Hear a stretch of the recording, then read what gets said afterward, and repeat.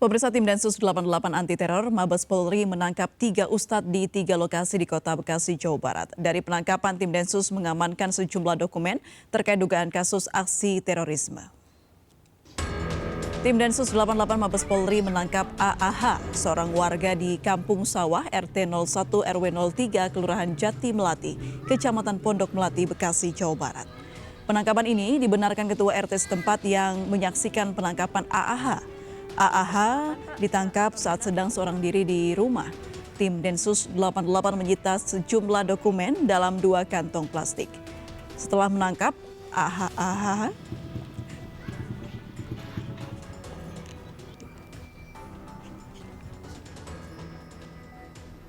kalau untuk situ kayaknya nggak ada deh saya.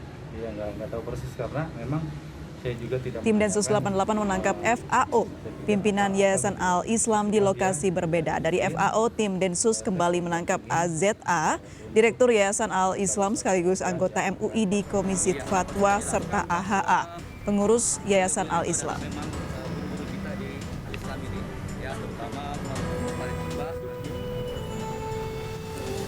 Pemirsa, Mabes Polri mengakui tim Densus 88 anti teror telah menangkap 3 terduga teroris di Bekasi, Jawa Barat. Terduga teroris yang ditangkap antara lain Ahmad Farid Okbah, Ahmad Zain An-Najah, serta Anung Al-Hamad. Namun polisi masih terus melakukan penyelidikan. Teroris itu tentunya dari hasil pemeriksaan dan pengembangan yang ditangkap yang terdahulu. Ya, nanti apabila sudah ada data lengkapnya akan kita sampaikan ke teman-teman media. Ya, tolong untuk bersabar. Kita sedang melaksanakan pemeriksaan terhadap kasus tersebut. Ya, nanti akan kita sampaikan dulu. Oke? Cukup ya?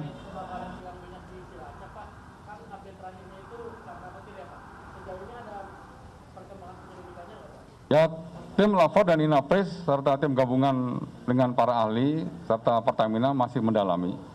Memang sudah di statement Kapolda Jawa Tengah kemarin sudah membuat suatu kesimpulan sementara, dugaan adalah karena tersambar petir, tapi tidak menutup kemungkinan dari hasil pemeriksaan tim terpadu nanti akan dipublish kembali apakah ada unsur-unsur terkait lainnya. Yang sementara yang jelas dugaan dari berbagai macam bukti yang dimiliki dan 6 saksi yang sudah diperiksa, sementara ini mengarah kepada penyebab utamanya adalah alam dalam ini adalah petir, ya. Entah itu dilihatkan kan.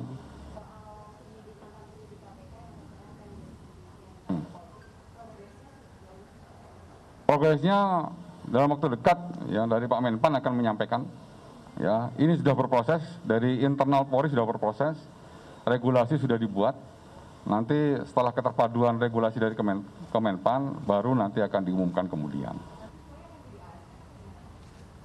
Ya, ditawarkan ya sesuai dengan kompetensi, sesuai dengan ruang jabatan yang dibutuhkan, dan sesuai dengan keinginan. Ya, nanti semua yang akan disampaikan. Kan ada beberapa regulasi yang dibutuhkan. Contoh, ya dari 57 ini memiliki kompetensi yang berbeda-beda. Ruang jabatan di sini harus dipersiapkan. Nah, ruang jabatan sesuai dengan kompetensi itu harus pilih. Ya, pasca penangkapan AAH dan 2 ustadz lain FAO dan AZA, tim kuasa hukum ketiga ustadz angkat bicara. Penangkapan ketiga ustadz Yayasan Al-Islam terkait dugaan terorisme adalah fitnah dan berita bohong. Beliau mendirikan partai untuk menampung GI. Auzubillah. Ini yang sangat menyakitkan buat kita, makanya saya sebagai salah satu ketua hukum dan HAM itu akan melakukan langkah-langkah hukum terhadap pernyataan ini. Saya akan klarifikasi besok dan saya akan langkah hukum karena ini adalah suatu fitnah dan hoaks.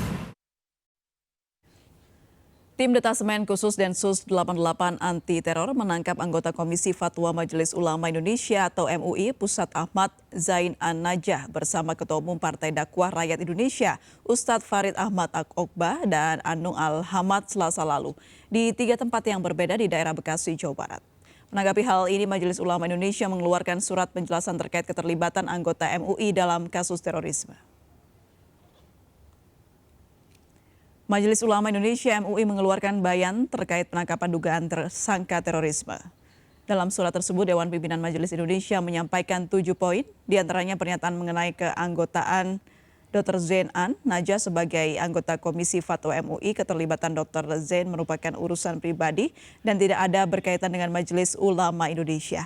Dalam surat tersebut juga dijelaskan bahwa MUI menyerahkan proses hukum anggota MUI terduga teroris pada aparat penegak hukum dan diharapkan dilakukan dengan profesional. MUI juga menyampaikan komitmennya untuk mendukung penegakan hukum terhadap ancaman tindakan terorisme.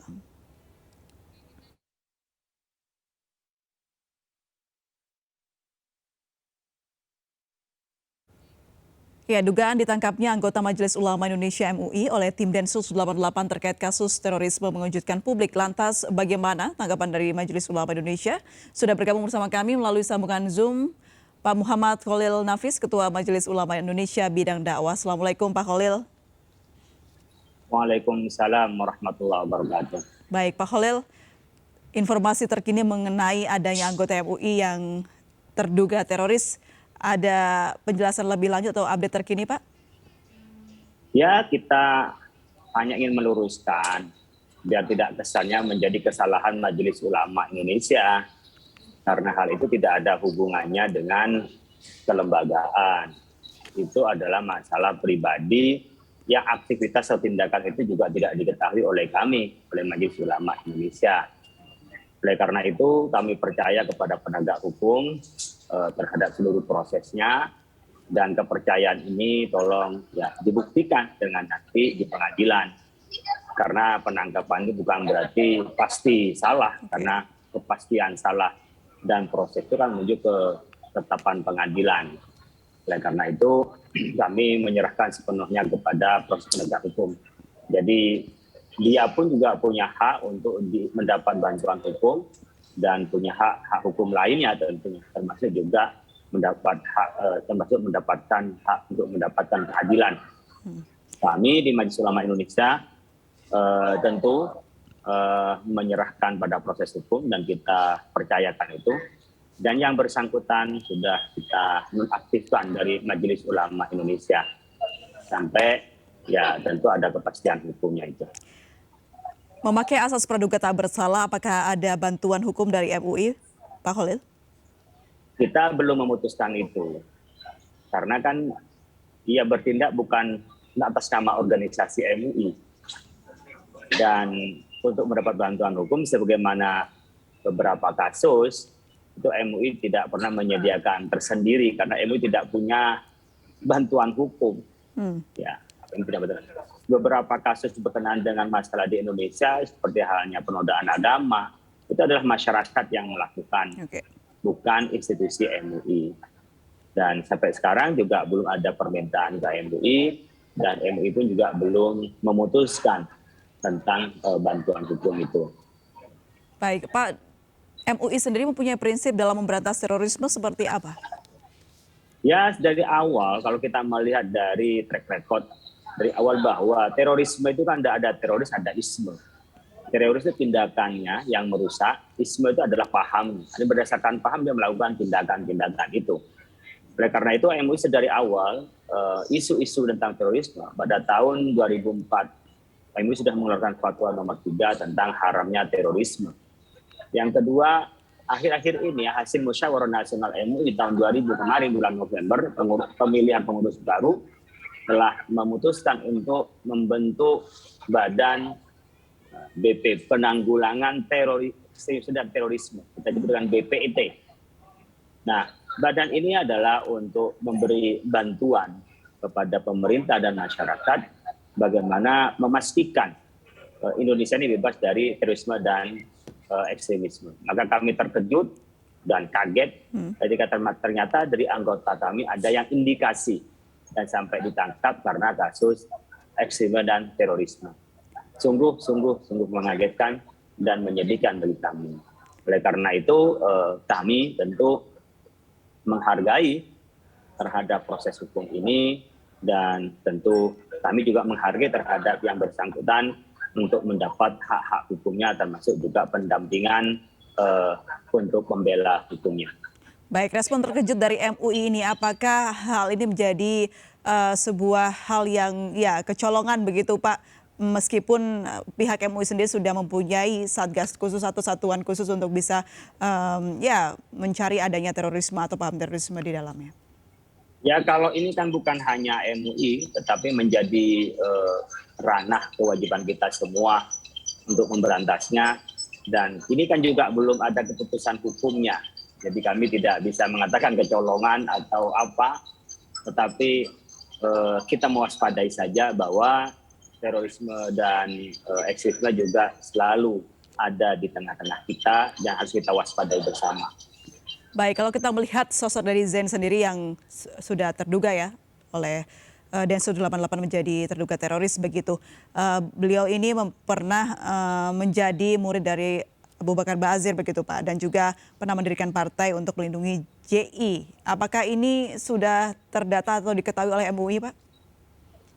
Kalau mendirikan partai tentu kita pernah mendengar bahwa Ustadz Farid Khotbah ya. Kalau Ustadz Zain saya nggak tahu, kalau saya pribadi, karena itu kan hak pribadinya, bukan kelembagaan. Yang Ustadz Farid Khotbah memang pernah saya ketahui kalau dia mendirikan partai.